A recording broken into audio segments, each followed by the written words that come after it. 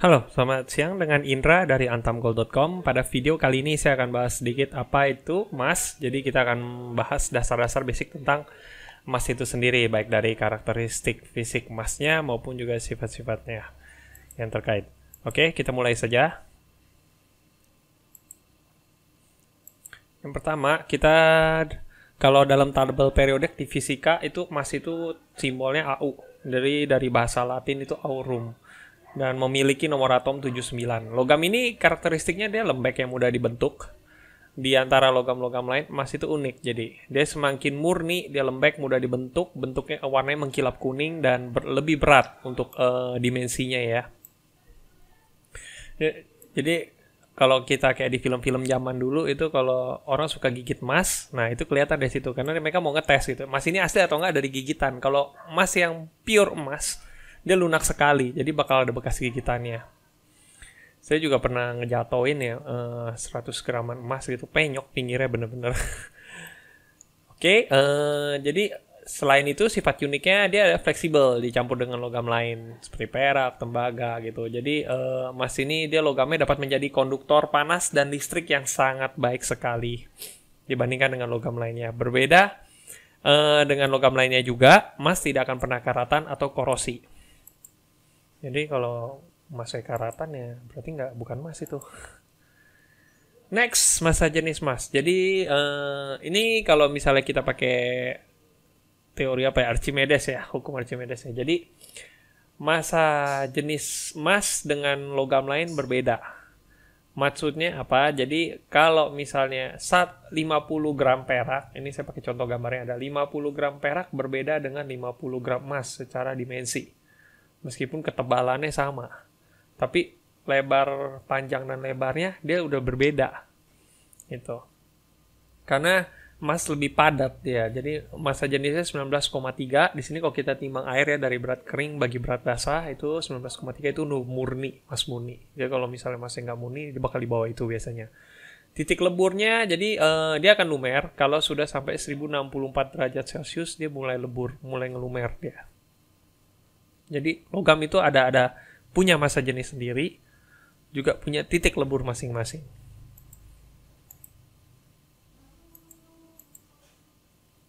Oke, next yang saya bakal bahas adalah karat emas. Jadi kita sering dong dengar kata karat gitu, dan orang juga sering ngomong gitu, kalau emas ini 24 karat emas nggak, atau emas 22 karat atau apa. Dan lucunya mereka sering nggak tahu karat itu sebenarnya apa. Jadi let's start with the basic. Kita di sini sama-sama belajar. Jadi kalau mau dapat kemurnian emas itu ya, rumusnya cukup simpel. Jadi jumlah karat dibagi 24. Itu persentase kemurnian. Jadi ketika kita ngomong misalnya ini emas 22 karat nggak atau emas 18 karat nggak, kita harus sadar gitu rumusnya seperti apa gitu. Kalau di sini ya ilustrasinya sudah gampang. 18 karat bagi 24 karat itu artinya emas 75%. Bagaimana dengan 25%-nya? Itu bisa logam lain, campuran perak, tembaga. Tapi ketika kita ekstrak benda yang 18 karat itu, perhiasan yang 18 karat itu, kita bakal dari berat 1 kilo, misalnya kita bakal dapat murni emas 75%. Jadi, udah mulai ngerti ya, karat itu pada dasarnya ada sistem pengukuran tingkat kemurnian emas. Jadi, berdasarkan jumlah persentase emas murni yang terkandung dalam suatu logam. Mengapa emas 24 karat itu nggak digunakan sebagai standarisasi perhiasan? Standar perhiasan itu biasanya 18 karat, standar umum. Karena kalau misalnya dia semakin murni, seperti yang saya bilang tadi, semakin lembek. Jadi kalau pakai hari-hari itu nggak durable, gampang penyok banget. So that's why dicampur perak sama tembaga, biasanya biar lebih durable dia punya. Pakai buat hari-hari kuat. Bahkan buat kita ngikat batu-batu berlian atau apa gitu, dia lebih kuat. Nah ini ada contoh lain, 22 bagi 24, 91,6. 24 bagi 24 ya 100% berarti.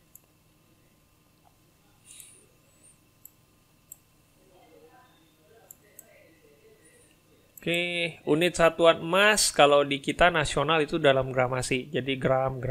Sementara kalau di luar negeri itu dalam troy ounce internasional.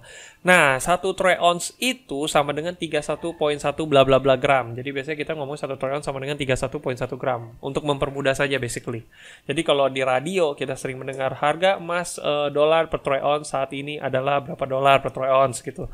Nah, itu kita sebenarnya harus kalkulasi dulu gitu. Kita, oh jadi $1 berapa troy ounce, kita harus tahu. 1 troy ounce itu sama dengan 31,1 gram.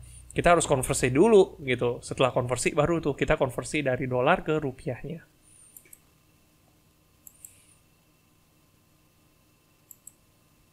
Warna emas itu kalau benar-benar murni ya, itu ini saya pakai Tenari plot ya. Tenari plot atau diagram segitiganya. Ini kalau di ini logam yang campuran yang biasa paling sering kan adalah perak sama tembaga. Jadi kalau emas, kalau benar-benar murni, dia warnanya agak red yellow aslinya. Ini kalau semakin banyak peraknya, ini 10%, 20%, 30%, sampai 90% perak, dia bakal warnanya agak-agak putih. Mulai ke putih.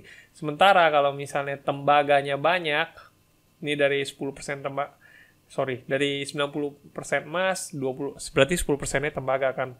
Semakin banyak, nah otomatisnya nanti warnanya jadi kemerahan. Ini pun juga ada persentasenya. Kalau perak, tembaga, sama emas, jadi kelihatan tuh warna proporsinya, beda-bedanya. Apakah ada campuran lain biasanya selain 3 ini? Dalam satu emas bisa kan ada nikel, bisa ada kuningan gitu. Jadi tergantung campurannya.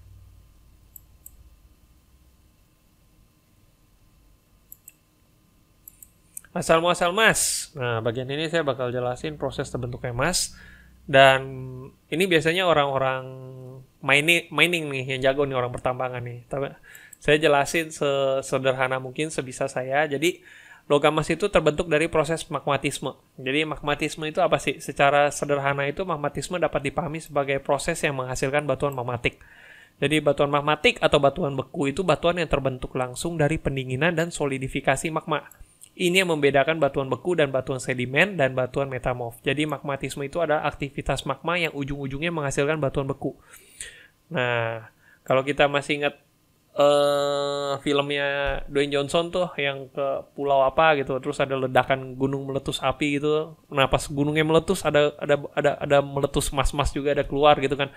Itu yang terjadi gitu. Jadi ketika ada pergerakan cairan magma dalam tubuh bumi, ada emas yang ikut terangkat oleh cairan magma tersebut beserta dengan logam-logam lain. Pertanyaannya, bagaimana kita mendapatkan emas tersebut? Tahap pertama biasanya itu adalah open pit mining. Jadi dibuat dulu lahannya, oke nih setelah dites, di drill, ada emasnya, baru kita siapin open pit miningnya gitu. Jadi ini dalam tahap open pit mining itu ada proses pengangkatan batu-batuan mineral yang akan diproses. Karena setelah diselidiki batu mineral tersebut memang ada isinya gitu. Ada emas, ada perak, ada tembaga, ada banyak-banyak logam-logam lain. Nah, mineral gold ore itu masuk ke tahap kedua. Jadi proses pengumpulan dan pengolahan batu-batuan yang mengandung emas dan logam-logam mulia. Jadi dikumpulin tuh di bongkah-bongkahan batunya. Nanti bongkahan batu ini dimulailah masuk tahap ketiga, crushing atau milling gitu. Di sini batu-batu yang dikumpulkan akan diproses dengan berbagai teknik. Kalau ada beberapa teknik ya yang dipakai sama orang tambang itu, mereka biasa bahasanya amalgamation, flotation, dan gravity concentration. Tujuan utama pada dasarnya adalah untuk memisahkan logam emas dengan logam-logam lainnya dan batuan mineral tersebut. Jadi emas yang diperoleh biasanya juga akan dimurnikan dalam proses ini. Baru masuk tahap keempat. Nah, ini udah kayak di film-film nih, smelting nih, pot mendidih, isinya emas cair gitu. Tuang deh, pasti tuang, smelting pas tuang, nah jadinya emas batangan. Tinggal dicap dah, terserah mau cap apa. Oke, ini kita bahas sedikit sejarahnya emas. Kalau zaman dahulu, ekonomi mungkin kita masih ingat, orang zaman dulu tukar-menukar, barter ya, namanya ya. Jadi, karena nggak ada mata uang, zaman dulu adanya barang, jadi kita saling barter. Gue ada ini, lu ada itu, yuk, let's trade, gitu. Jadi tukar, itu bentuk awal yang paling konvensional sekali, gitu. Sekitar tahun 564 sebelum Masehi, nah itu pertama kalinya tuh emas digunakan sebagai alat tukar atau mata uang. Jadi barter udah mulai ditinggalkan, orang pakai emas buat tukarnya. Saya agak skip dikit ya, jadi maksudnya saya bahas yang sedikit penting. Jadi agak lewat tadi. Jadi tahun 1717 itu negara UK dia udah mulai masuk era pembentukan standarisasi emas. Jadi mulai dihubungin gitu, emas udah dengan setara dengan 77 shilling. Jadi karena mereka menggunakan mata uang mereka sendiri. Ini agak loncat sebenarnya. Kalau dulu kan emas kan. Kenapa sih kok bisa tiba-tiba masuk era standarisasi emas? Kalau kita ingat film-film Cina gitu, di emasnya ditukar dengan uang kertas gitu kan. Jadi sebenarnya emasnya itu mereka safe. Jadi orang dari bawa-bawa emas kan risky kan. Mereka taruh emas itu di bank dan bank keluarin kertas. Nah, kertas ini yang dipakai bisa buat nebusin emas. Nah, tahun 1717 ini Inggris dia nentuin, oke, dengan 77 shilling mata uangnya Inggris dan dia bisa tukarin 1 troy emas gitu, per ons emas. Nah, jadi orang mulai efisiensi lah istilahnya. Tahun 1870 sampai 1900 menggunakan emas sebagai standar acuan uang mata uang mereka.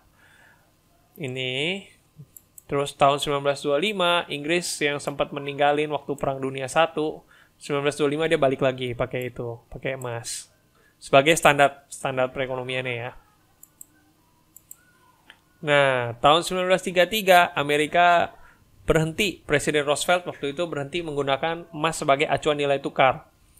Jadi waktu itu dia $1 ons emas itu setara $20,67. Ini nggak lama juga gitu. Ekspor dan kepemilikan emas di tahun ini oleh individual dilarang pada masanya. Jadi nggak, sekitar tahun 1934 diperbolehkan kembali gitu karena memang belum ada ketemu sistem moneter yang cocok kan. Nah, diperbolehkan kembali, tapi harganya udah nggak 1 ons emas nggak 20,67, udah mulai $35 per troy ounce. Nah, begitu masuk 1939, Perang Dunia II, chaos semua. Sampai London pun juga stop perdagangan emas. Nah, ini yang penting. Ini cikal bakal sistem moneter kita gitu. Jadi, sebelum perjanjian Bretton Woods, zaman dahulu itu setiap negara kan punya mata uangnya sendiri. Inggris dengan pound sterling atau shillingnya, terus Amerika dengan dolarnya, ada Eropa pun juga dengan mata uang mereka sendiri, Prancis juga ada mata uang mereka. Ya, intinya setiap negara punya mata uang mereka masing-masing. Dan setiap negara itu mematok mata uang mereka ke emas. Jadi kayak misalnya tadi Amerika $35 per troy ounce. Kalau yang Inggris misalnya 77 shilling per troy ounce. Jadi setiap negara punya masing-masing. Mereka patok mata uang mereka ke emas. Nah, mulai tuh pas sudah kondisi pasca perang tuh Amerika pinter, dia kumpulin gitu. Waktu itu kan dolar 1 troy ounce emas $35 kan. Si Amerika pas perjanjian Bretton Woods ngajak negara-negara lain, daripada kita pusing tukar-tukar barang atau apa gitu kan, nentuin jual belinya kan, setiap negara ada patok emas masing-masing, mendingan semuanya patok ke dolar.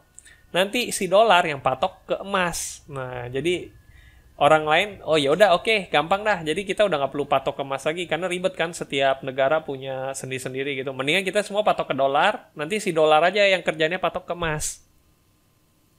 Itu tuh awal mulanya tuh konferensi Bretton Woods. Sistem moneter kita yang sampai sekarang juga sih sebenarnya sih. Nah, tiba-tiba tahun 1971 dari 1944 ya. Presiden Nixon bilang, stop, kita berhenti mematok dolar dalam emas gitu. Jadi seluruh mata uang yang telah terpatok mata uang US dapat berfluktuasi.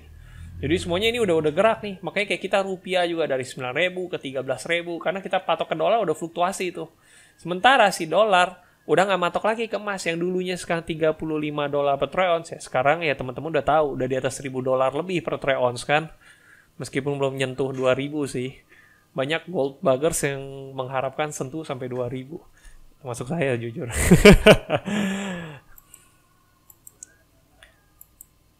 Oke. Berarti oke dong kalau misalnya Amerika udah nggak patok ke emas lagi, emas sudah nggak ada nilainya. Jangan salah, tahun 1999 ini perjanjian pertama Bank Sentral ya. Jadi First Central Bank Gold Agreement itu disetujui. 15 bank sentral Eropa mendeklarasikan emas sebagai cadangan devisa. Jadi emas masih ada nilainya. Saya cuma mau kasih tahu aja. Bahkan sampai bank aja pun juga masih menggunakan emas sebagai cadangan devisa mereka. Jadi meskipun digital serba paperless, gold still have value gitu. Meskipun the real wealth is in the people, resource, dan pembangunan yang ada di sekeliling kita. Value-value yang ada. Ya, demikian sejarah singkat perkembangan emas. Terus bentuk emas. Ya, saat ini bentuk emas ada berbagai macam perhiasan. batangan, koin, sama granul. Granul ini granul, harusnya granul emas, sorry. Itu granul plastik. Belum ganti. Anyway, buat bentuk emas, nanti saya akan bahas lebih detail untuk di video selanjutnya. I think that's all untuk presentasi kali ini. Selamat. Paling nggak teman-teman sekarang udah tahu dasar-dasar emas itu apa ya. Jadi kalau misalnya ada pertanyaan atau apa, atau ada yang kurang, atau ada yang mau ditanyakan, please jangan sungkan untuk kontak saya juga di indra@antamgold.com atau bisa langsung WhatsApp saya. Silakan juga email saya boleh. Ya kalau teman-teman merasa video ini berguna, silakan di-share ke teman-temannya teman juga. Dan please subscribe juga. Oke? Thank you and see you. Sukses buat teman-teman semua. Bye-bye.